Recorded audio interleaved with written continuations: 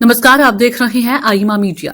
अचानक इस बात की चर्चा तेज हो गई है कि कांग्रेस पार्टी की कमान प्रियंका गांधी वाड्रा को संभालनी चाहिए।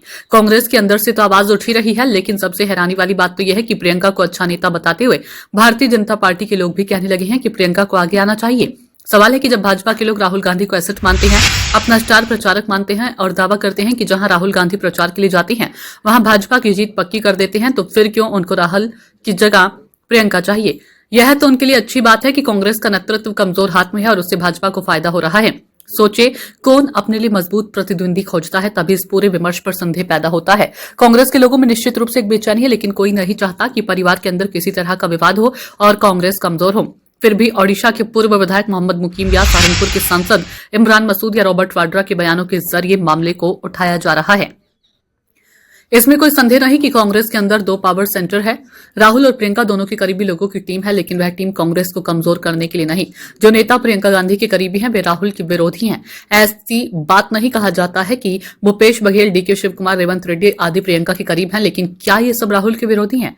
राहुल गांधी के नेतृत्व को कांग्रेस के सारे नेता स्वीकार करते हैं। वे मानते हैं कि राहुल की तरह प्रियंका भाजपा या मोदी और शाह की मुकाबला नहीं कर सकती है, लेकिन साथ ही उनको यह समस्या भी रहती है कि राहुल बहुत ज्यादा आदर्शवादी हैं। वे व्यवहारिक राजनीति की जरूरतों को उस तरह से नहीं समझते हैं जैसे प्रियंका समझती हैं।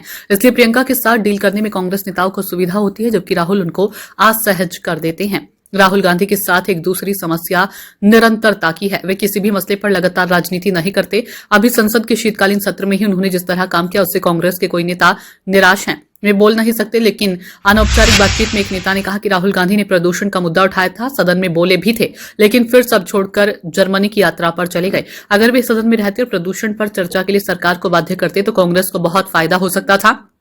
इसका कारण तो यह है कि दिल्ली, हरियाणा, उत्तर प्रदेश सब जगह भाजपा की सरकार है और कांग्रेस दशकों इन राज्यों की सत्ता से बाहर है। इसलिए वह दिल्ली एनसीआर के प्रदूषण के मसले पर स्कॉर कर सकती थी। इस तरह महात्मा गांधी नरेगा को सरकार ने खत्म कर दिया और उस बिल पर चर्चा के दौरान राहुल गांधी सदन में नहीं थे, बल्कि भारत में ही नहीं थे। इसकी लड़ाई ट्विटर पर नहीं लड़ी जा सकती। वंदे मातरम पर चर्चा के दौरान या प्रियंका गांधी वाड्रा के भाषण के दौरान भी राहुल सदन में नहीं थे, जबकि उस दिन वे दिल्ली में थे। यह भी ध्यान रखने की बात है कि सोनिया गांधी ने पार्टी नेताओं से कहा था कि वंदे मातरम के मामले में डिफेंसिव होने की जरूरत नहीं है। बांग्लादेश में हिंदुओं पर हो रहे हमले को लेकर प्रियंका ने बयान दिया, लेकिन राहुल खामोश हैं। इन बातों से कांग्रेस नेताओं को परेशानी होती है और इसी परेशानी में प्रियंका का नाम उभर कर सामने आता है। आईमा मीडिया को यदि आप यूट्यूब पर देख रहे हैं तो कृपया सब्सक्राइब करें। सोशल मीडिया फेसबुक पर देख रहे हैं तो फॉलो करें और हाँ, कमेंट बॉक्स में हमें अपनी राय अवश्य दें।